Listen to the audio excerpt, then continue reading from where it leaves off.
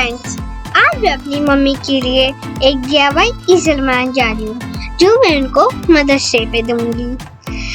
ईजल बनाने के लिए हम लोग को 5 आइसक्रीम स्टिक्स चाहिए। उन 5 आइसक्रीम स्टिक्स को अपने मनपसंद कलर से कलर कर लें। मुझे वाइट अच्छा लगा इसलिए मैंने वाइट कलर कर लिया। उसके बाद हम लोग को फेविकोल से आइसक्रीम स्टिक्स को चिपकाना है। उसके बाद एक आइसक्रीम को ऊपर रखना है और फिर 2 आइसक्रीम स्टिक को उसके बगल बगल टेढ़ा टेढ़ा रखना है। उसके बाद एक आधी आइसक्रीम स्टिक से उस आइसक्रीम स्टिक को चिपका लेना है। उसके बाद नीचे भी वही प्रोसेस करना है हम लोग को। आप देख सकते हैं, आप अगर इसको ग्लू गन से चिपकाएं तो ज़्यादा अच्छा है। अब पलट के वही प्रोसेस हम लोग को फिर से करना है, पर उसको नीचे नहीं करना है।